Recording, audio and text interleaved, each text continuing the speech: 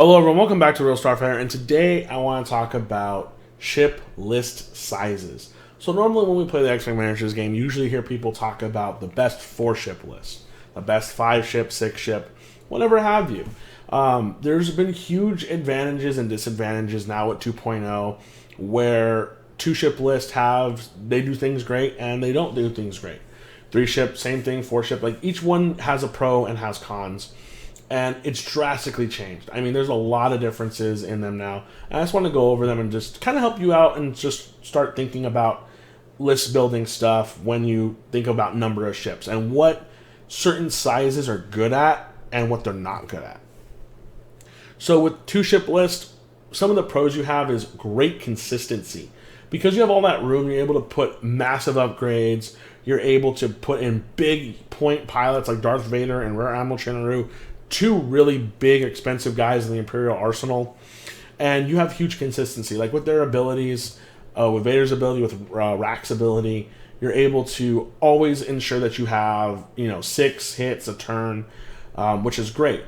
But because you're only putting in those 6 hits, you don't do a lot of damage. So you're doing what I call chip damage, which is just little bits of damage that are enough that you're happy with, but doesn't do amazing damage to win you a game, so to speak. So usually in this, you're just trying to chip them down enough that they don't have enough firepower to beat you, or to the point where they call time and you win by points.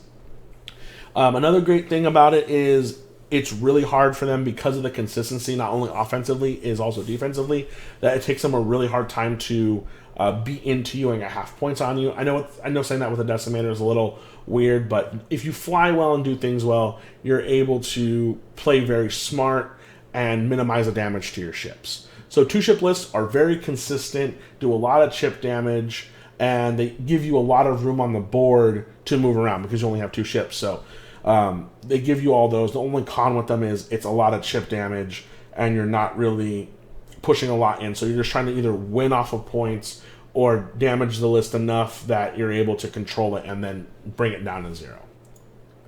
Next up, we have 3-ship lists. 3-ship lists have actually gotten a lot worse with 2.0. In 1.0, 3-ship lists were the most common type of lists you saw, because that was just a comfortable point between upgrades and pilot abilities that you're able to fit in. With 2.0, those big named pilots that we saw are very expensive because of their consistency potential. That when you try to put too many of them in a one list, which is normally what you do in a 3-ship list, you try to put 3 really good pilots together, you compromise some things that would make them super consistent and very powerful just to fit in the other good named pilots. So for example, Fen Rao's combo with advanced proton torpedoes is always scary, but you can't take him because he's got to be able to fit Dengar and Guri in there. And if you were to take something off of Guri or off of Dengar to put him in, you lose consistency with those pilots that you try to put in there, and they're not as powerful. So it's really hard to fly a 3-ship list because you're putting a lot into 3 ships, and if you lose one, you lose a third of your list. Now, saying that after going through 2-ship, if you lose a ship there, you lose half of your list. But you have so much consistency in a 2-ship list that rarely happens, or should rarely happen in a 2-ship list playstyle. In 3-ship, you're basically either selling out for great offense or great defense. Mostly it's offense because offense wins you the game. So it's good for getting good named pilots out there. Just understand if you lose one of those named pilots, you're going to have a hard time coming back because you lack consistency in your other 2 ships because they're not built out with the consistency that you need in certain cases. Next, we're going on to my favorite one, which is 4-ship lists. 4-ship lists, the great pro to them is just you're always comfortably set up. You're able to balance between centerpiece, support, aggressive ships. And you're always able to balance things out in 4-ship lists. I talked a lot about in my X-Wing list building video, the first one that I did, about why I like this list so much and why I like the E-Wing with the dial, because it complements the A-Wing and the X-Wing really well, and the X-Wing is comparable to the A-Wing and the E-Wing, and just all that maneuverability balance you're able to get is really great. You're able to split off from your 4 group into 2 groups of 2, into the loose deuces, go after separate targets, swing back around, reform, and go after one big target. There's just a lot of really cool things you're able to do with the 4-ship list. And you're able to fit enough firepower in, and because you're able to fit things comfortably in, you play really smart. Like, for example, you don't sell out on just big name ships like in a 3-ship list. Like, with 3-ship, you're trying to go for the biggest and best, but you compromise some. With a 4-ship list, you go for those big name ships, and then you fill it out with some of the cheaper ones that are more budgeted. So that way they're able to fit in the list comfortably, and you're able to do what you need to with them. So I like 4-ship lists. They're greatly balanced, and you're able to fit everything you need in, and you really think more strategically when you have 4 ships on the board. Then we have 5-ship lists. Now, 5-ship list, I would say, is my second favorite. My third favorite would probably be 6 or 2 ships, but we'll get to that in a second. So a 5-ship list is really good for kind of having a swarm and an ace. Now, to me, and this is my personal just take on what I define as a swarm, to me a swarm is a minimum of 4 ships of the same type or more. A minimum of 4 or more of the same ship. So with this one, we have a Y-wing swarm with turrets. Usually you're going to start going into generics a lot more when you pass the... when you hit the 5 threshold. Like, once you get to 5, you're going to see a lot of your generics, a lot of your filler type ships. So Great Squadron is one of them with dorsal turret. But that's a great simple combo, and then you basically just buff out one ace. I chose to do Luke Skywalker. This is a hyperspace legal list, so if you want to copy this and try it out for hyperspace, go right ahead. Please do so. I have a lot of fun with this list. Basically, Luke's just this big muscle that comes in, punches something. If they go after him, he's just going fast, closes the S-foils, runs away, gets the focus boost combo off, and the Y-wings just eat him up. Y-wings are hard to get through. You're able to fit in, like, a lot of just generic ships, but with this case, because of the point value, you're able to fit very good beefy swarm type ships like the Y-wing. Like, that's 8 hit points a ship. That's a lot to go through, and because they're going to most likely be close in range as opposed to far away with the build that I have, they might be bumping you, and they're always shooting at someone else, and you're not shooting at them. So there's a lot of cool things that you can do with swarms. Swarms are really good at clogging up and controlling certain areas. So through the flying and through the formation flying of my Y-wings, I start adding control of what my opponent can and can't do based on my positioning, and I basically just open up lanes using the Y-wings, or close off lanes off of my opponent, but open up lanes with my Y-wings for Luke Skywalker to go through and come back around. Like, I have so much fun with 5-ship lists. They're really great to retaliate. The only thing about them is you're really just relying on one ace to do a lot of work. Can the rest of the swarm survive and win the game? Absolutely, but it's a lot harder to do when you lose that ace. So just be aware of that if they choose to go after the ace and they take it out, it's a little bit harder to come back, but you have usually a lot of combo power and control in here that you can usually control that. Next up, we have a 6-ship list.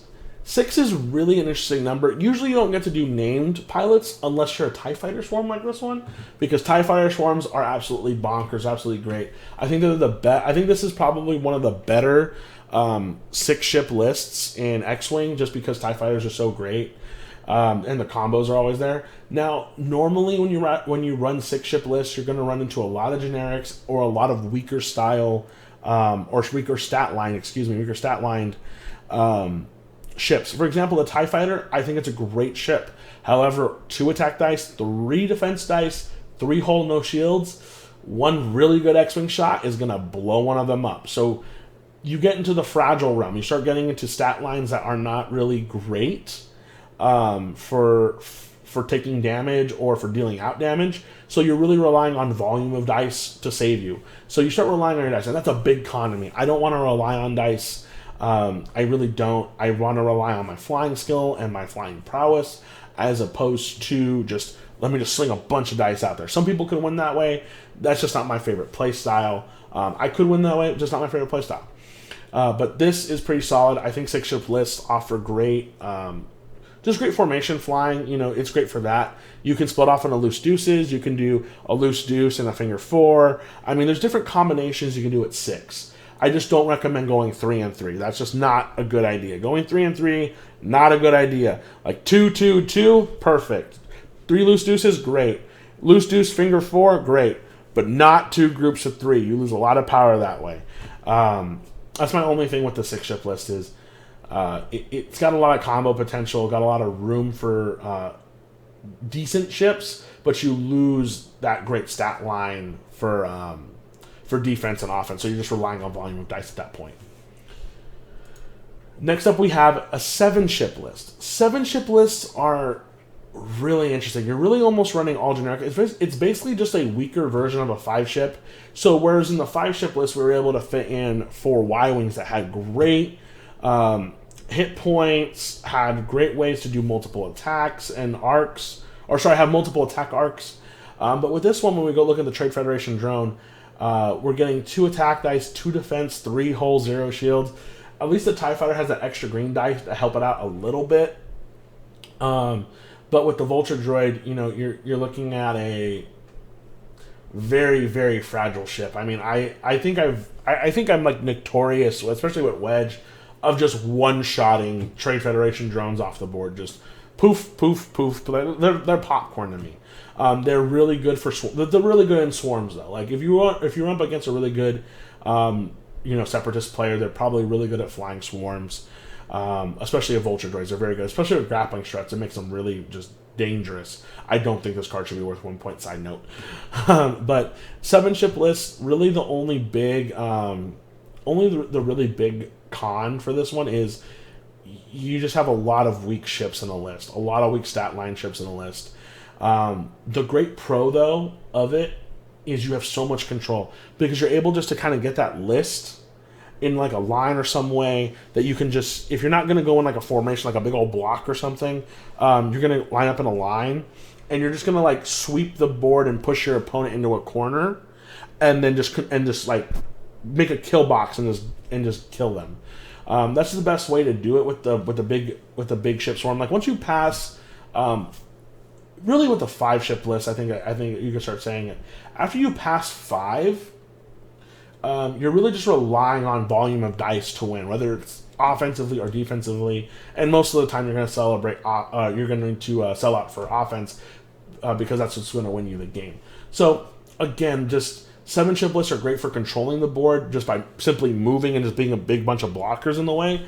But you just have a bunch of weak ships that, just be aware. You're going to be like, okay, I lost another one, lost another one, lost another one. Just be aware of that. Like there's some ways around it, but more often than not, you're going to be just losing a lot. So you just got to make sure that your opening engagements are really great, really powerful, and just be aware of that. There's great advantages to 7+ ship lists. They're just really hard to survive just ace lists or 3 attack dice ships. So hope this video helped you guys out. I mean, just talking about these different size ship lists are really good. They just help you think a little bit better about what your list can do, what kind of style you're going to go for when you have certain number of ships in your list. Again, I think 4 and 5 is just a sweet spot. 4 and 5, and then 2-ship is great for consistency.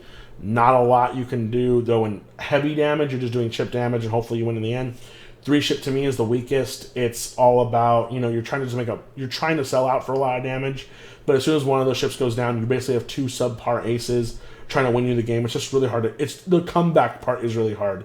The initial start of it is really good, really powerful, but it's just that comeback part when you lose a ship that makes a 3-ship list very hard to pilot. And then 6 and 7, you're relying on volume of dice, and you're relying on your just group of really solid fighters, whatever ship you take to win you the day. So just be aware of those things when you're trying to build lists.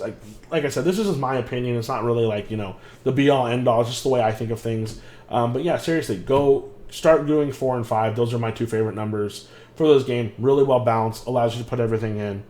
If this video helped you out, make sure you share it with a friend. Like the video. Subscribe to the channel. This place crawls. And remember to always check your 6.